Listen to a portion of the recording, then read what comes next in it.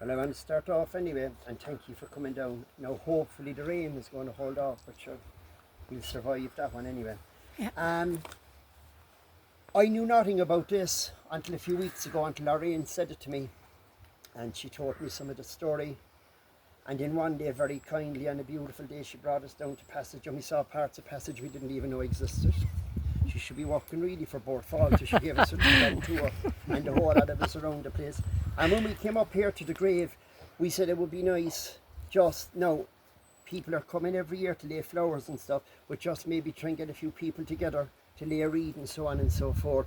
So then we spoke about it. I got on to Sean, and we're here today for Timothy O'Connell, because this would be their anniversary.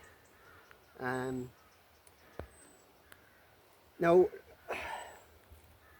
when I heard the story first off, Lorraine, I just thought, but when I read into it more, the little bit that I did read into, it's just a tragedy all around. I think the whole thing from all sides is a terrible tragedy, both with the captain and his family and this, but especially this, like when I read about him, he wasn't even a seaman. He was brought on to look after the livestock that was on board. It was a cargo of mules that were on board. And I mean, I'd say probably at the time, it was probably a great job to be offered to do that kind of work. You know, he probably said, the wife probably said, take it, you know what I mean, and grab a wife. A lot of people because done in that. all accounts, the captain overall, he seemed to have been a good man to work with. That's the impression that I got. But down the line, as I say, to say things went haywire would be putting it completely mildly. But before we lay the reed, I'll just read out the names of the people that died, and then we get Betty, who's in. She'll probably consider these people to be your neighbour. You live by them all your life, and you will lay the reed for us. Yeah. Perfect. Their names anyway were, well, we go first with Timothy O'Connell, William Swanson, James Morley, John Kramer, John Keating, and James Rains. Is that how you pronounce it? James Rains, yeah. And Betty is going to lay the reed for us, and Sean will play and the reed for us. But can I just slip one little thing in? I know we're doing this, but there's a woman has died in Cork. She was very ill. She was caught up with history. She was a Republican woman by the name of Colette Healy. So if we can just dedicate the tune to her as well, that Sean is playing. Betty,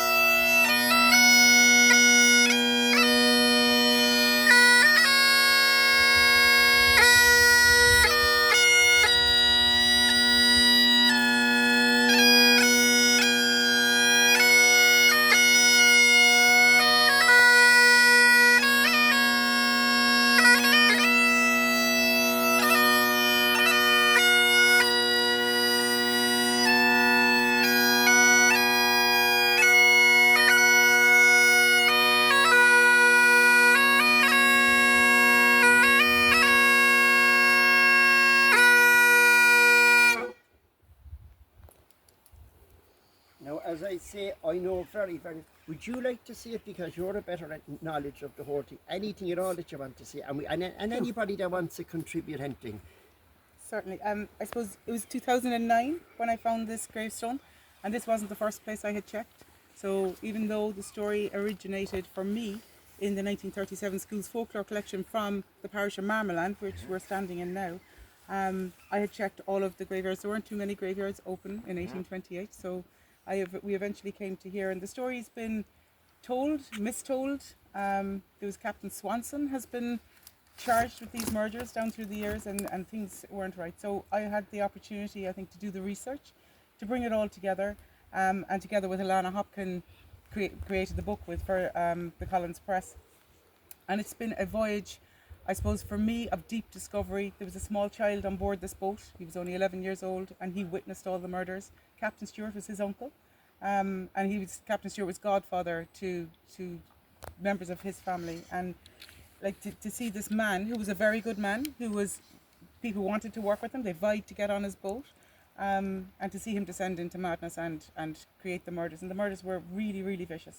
So it's great to have it commemorated. I thank you for bringing him here. And thank you also for your work as well. To be here. We go and talk in the local schools. It's on the school syllabus down around Passage every year. There's always somebody who does this as a project for their Leaving Cert history, and it's great to be able that they've got the primary material on their doorstep. They can see what's actually there. But to have them remember is really important. So, as I say, I'm here every year since 2009, and it was lovely to see that somebody else is actually going to come forward and remember him as well. And I'm sure you're in and out and popping up and down.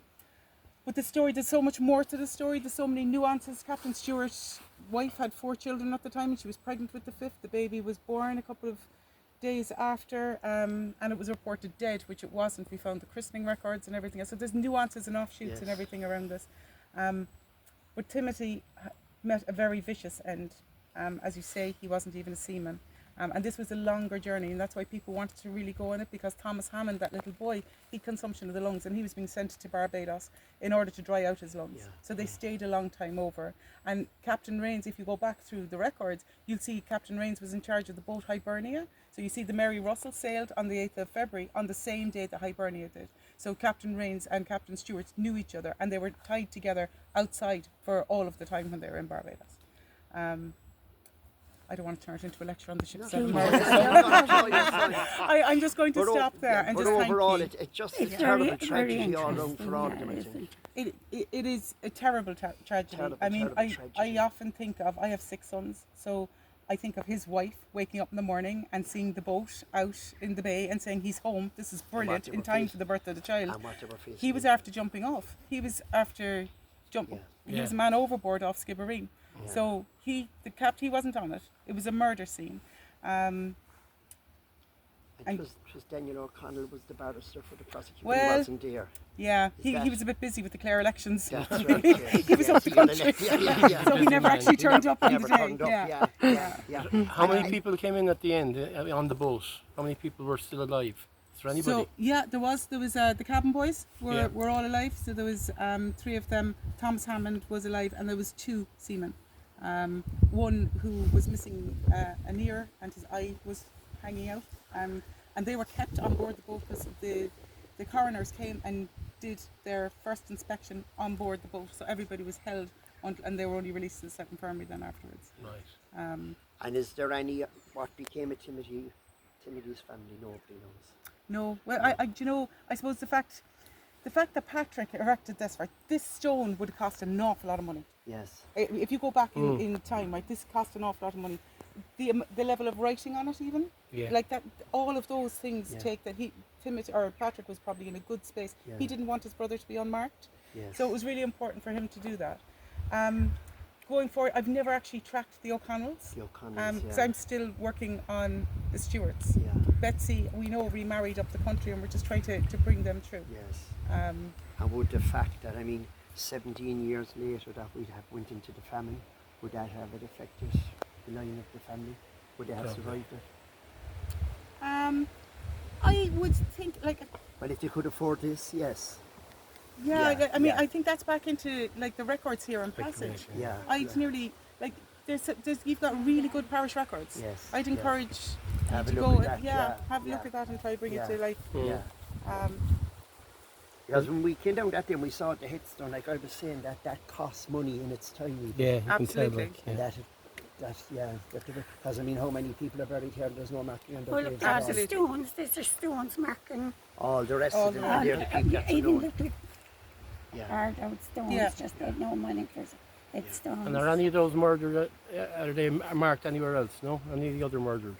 No? And does anybody know where they're buried? No. The others? We have a suspicion they may be here. Right, in the one Yeah. place. So again, it's another project for the 2000s. We're hoping here, that we'll have a survey on the ground. It's very hard to dig up a graveyard. There's a lot of permissions to be got. Yes. But I do believe that they may be buried here. Could be here, yeah. Not Captain Rains, but I've never found it. Like, he wouldn't have come. I have records of the bodies being taken off the boat and put on lighters and being brought up the river. And the fact that Timothy came to here, like any of the older cemeteries like in the city weren't open. So like Ballyfihan opened in 1830. So like there was very few graveyards that were actually open. I have Thomas Hammond's grave is over in Cove. But all the bodies left Cove on boats. So they had to be brought. Yeah. And did the Mary Russell ever sail again after this? She was out after 2 days. Jeepers. There's actually, in one of the newspapers from 1828, there's a story about the murders and the start of it. And on this side, there's an ad to selling its wares that are brought home, the sugar and spices. So it's As they say, life goes on. it does. It does. Well, it's a good job you were here. Not at all. Thank you very much. Thank you. Does anybody else want to say anything? More than what I did. More than learned in school, Tina. Does your mother want to because she was a neighbour of this? I can remember It's nice to. She's very shy. Do you want to say a few words? Only around strangers, though. No, I'm terrified stuff. Okay, so yeah, I think so. Well, listen, as I say, thanks for coming down. It's good, as we say, to remember the people. And we'll finish on the finish for us there. And thank you very much. Thank you, Michael. Thank you, Michael. And Sean. And yourself.